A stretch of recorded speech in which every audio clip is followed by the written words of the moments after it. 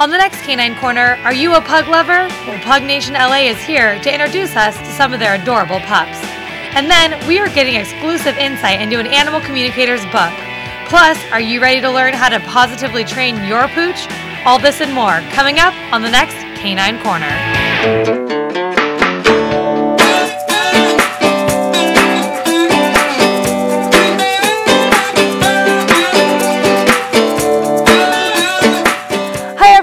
I'm Meagan Medick and welcome to Canine Corner, the show that guarantees to keep your dog's tail wagging. Today, we're meeting up with a pet trainer to get a private lesson in how to train your dog using only positive reinforcement. But first, let's take a look at these adorable pugs who are looking for their forever home. I never thought I would have a purebred dog. I always thought I'd rescue mutts when I was a kid.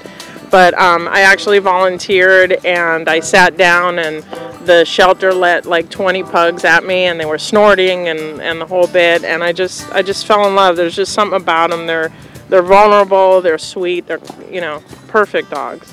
Right now in the facility we have about 28, and then maybe in foster maybe another 10. We usually we're between 25 and 40 dogs. They either come from shelters. We have people combing shelters to make sure there's no pug sitting in a shelter. We have a lot of owner turn-ins. People can't take care of them for whatever reason. We have a few strays that come in, so that's basically where we get them. This is Manuel. He's about 1 year old, and he was found, and he was in the shelter with his eye like literally hanging out. So they fixed him up. He came from Vegas. Lots of energy. He loves kids. Loves kids. He'll just kiss them to death. So he's looking for an active home with children, and he's a very good boy. He's a pug chihuahua mix, we believe, and we do rescue purebred pugs and pug mixes. Serena was found running the streets in the valley, and a friend of mine knew I did pug rescues, so they called, so I went and picked her up. And I named her for my sister. She's a big tennis fan, so her name's Serena. She's about 8 years old. She is as sweet as can be. She gets a little feisty in groups of dogs, like if she's overwhelmed, but she's a lover girl, as you can see. She might have some sort of degenerative disease going on, so her back end sags. We've been getting her acupuncture, and she's improved a lot. Cece is a 9-year-old female, and she actually is part of what we called the Carson 3. There were 3 dogs that an owner turned in to the Carson shelter. So it's great because we have contacts in the shelters and people around, so we're always notified. So we pulled her and 2 others, and she has a lot of energy for 9 years old. Like, she is one of our most active babies. She obviously needs to go on a little bit of a diet. This is Chico. He's a 5-year-old male, and he was an owner turn-in. I guess he had a lot of skin problems, and the owner just got frustrated. Maybe there was a big expense or something, so he turned him into us. Chico is a sweet, sweet boy. Very mellow, but still active. Loves everyone, gets along with other dogs. As you can see, his tongue is permanently out. Axel is pretty much blind, but he's really smart. Like, he does everything by sound. He was roaming the streets behind the orange curtain there in Orange County, and turned into a shelter. So he obviously, he's like a teddy bear. He's such a lover. He adjusts pretty nicely to being blind. He gets around fine. Again, he's got a lot of life in him. He's really spunky, but sweet. This is Nunu, N-U-N-U. He was an owner turn-in. He's about 10, and his owner had to go back to Korea. It's okay, baby. And he might be what we call a special needs dog. He might have some neurological difficulties. He had a seizure. But we're trying to figure it out right now. He's on some medication.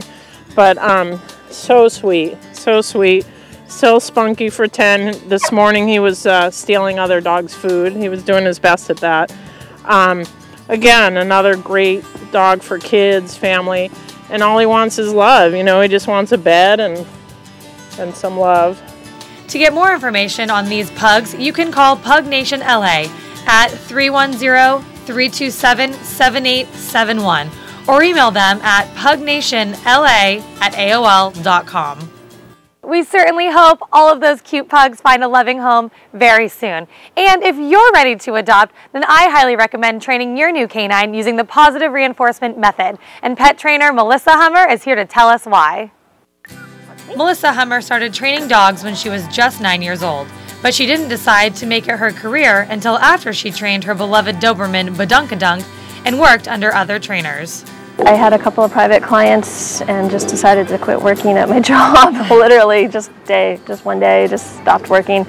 And so the business really grew from there, and it's 2 years old a couple of weeks ago, and it's really done very well, and it continues to grow. Melissa specializes in a type of dog training that only uses positive reinforcement rather than intimidating a dog into training. I truly believe in positive reinforcement. It's only using treats or clickers or toys, playing with dogs as their reward. There is no negative punishment. There's no negative reinforcement. I don't use the choke chains and the prong collars and shock collars and all that kind of stuff. It's all positive. The dogs learn faster and they'll maintain it for their whole life because they're doing it because they want to, not because they're afraid of you. Some not so positive techniques for training are choke and shock collars, which Melissa advises against.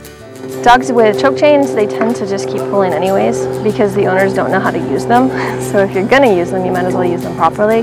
But for the most part, they don't, and the dogs are at the end of the leash yanking and choking anyways.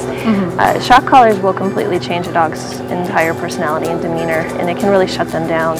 Using positive reinforcement may take a little longer to train your dog, but the long-term benefits make this extra time worthwhile.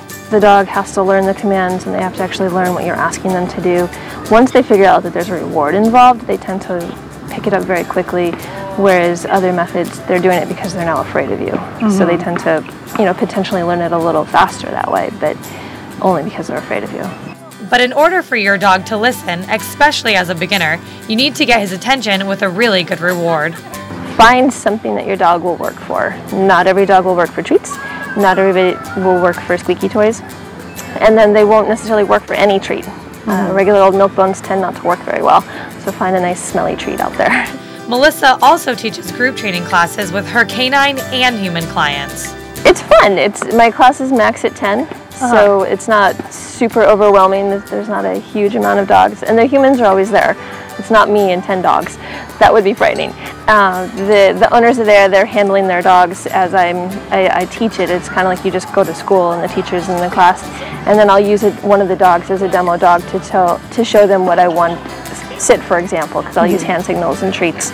And depending on the class, I might use a clicker as well, and so I'll demonstrate how to get the dog to sit, and then everyone tries it, and I just go around and help everybody individually. And speaking of individual training, I met up with Melissa and she taught my dog Owen her top 3 training techniques. First up, sit. I always use verbal commands and I use hand signals for almost everything. My hand signal for sit is just up and over their head, because as they follow the treat up and over their head, it almost forces them into a sit position. The next command Melissa recommends is touch to help get your dog to come when it's called. It's a more interactive command for them, so some dogs tend to really like touch. You can also use it to call them to you. He could be across the field and you could say, "Owen, touch," and he should come touch your hand.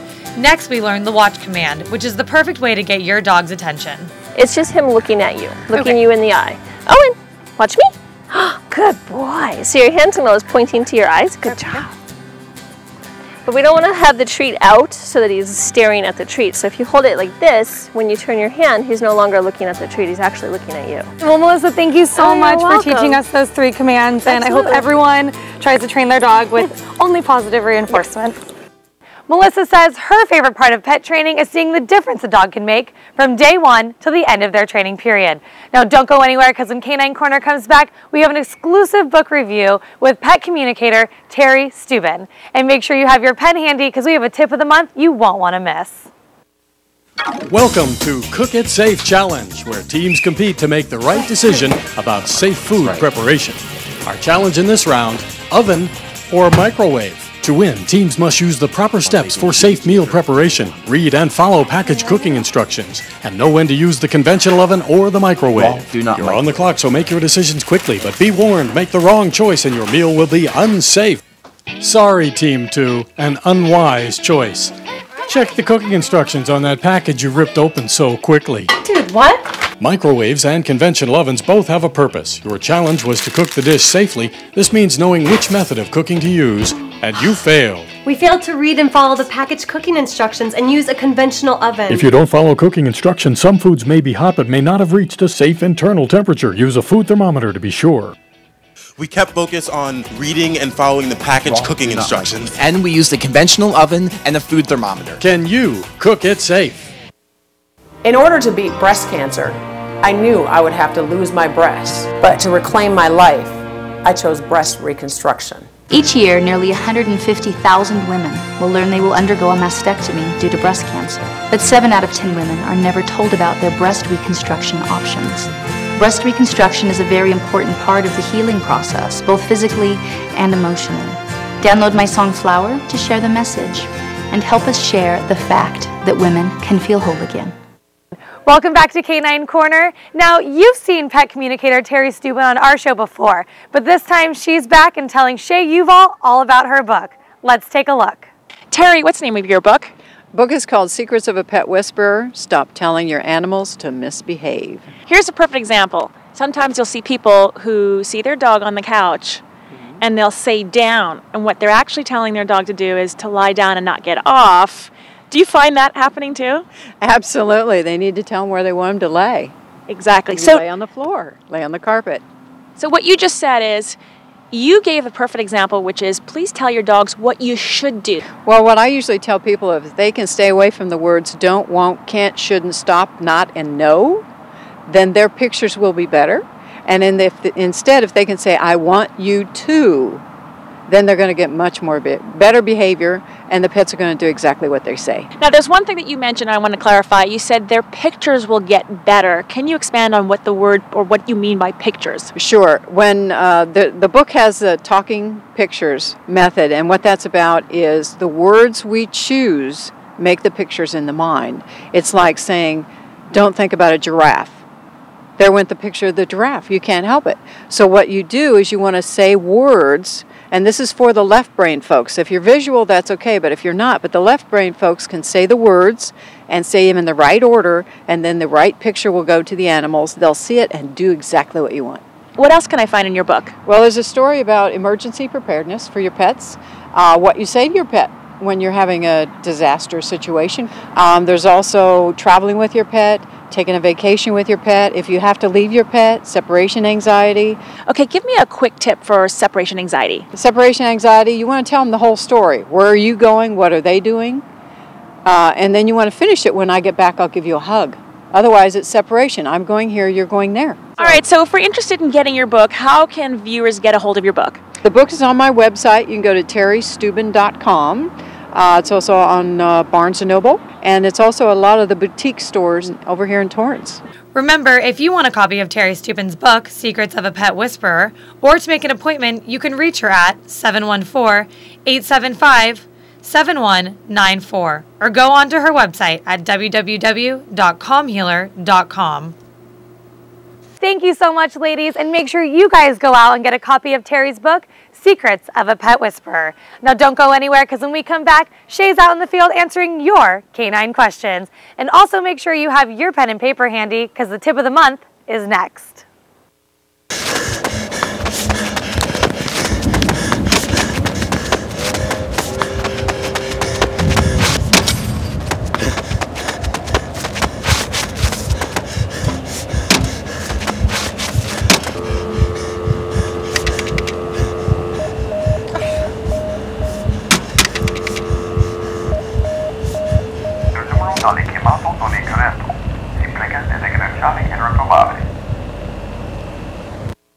Some dogs fetch and roll over. Some dogs take you to Spain and shopping for refrigerators.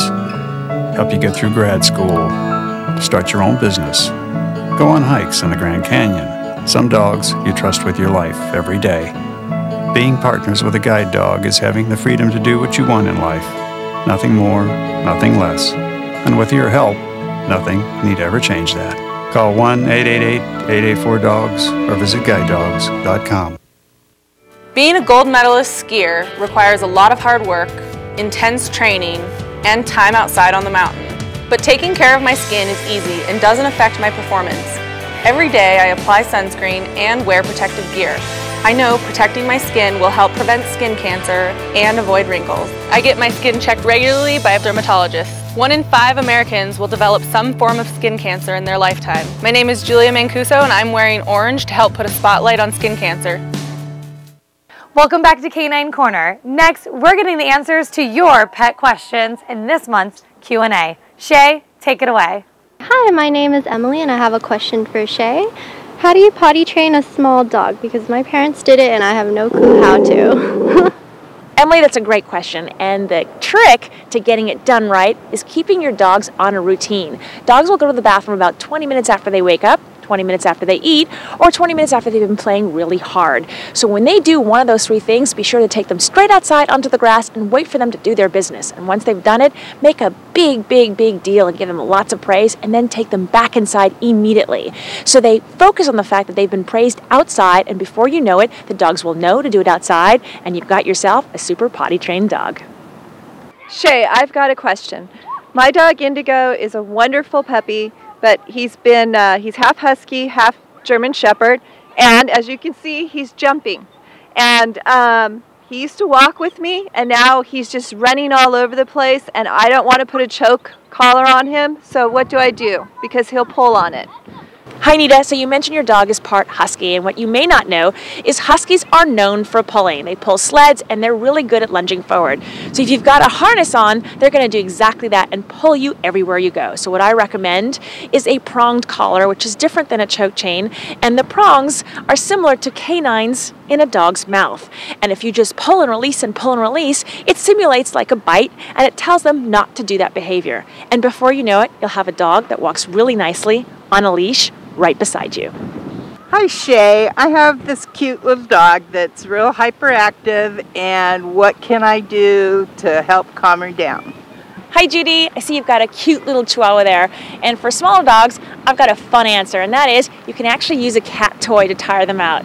What does that mean? Get something on a string with a little toy on the end of it and bounce it around so your dog can chase it everywhere and you can burn off some of that excess energy.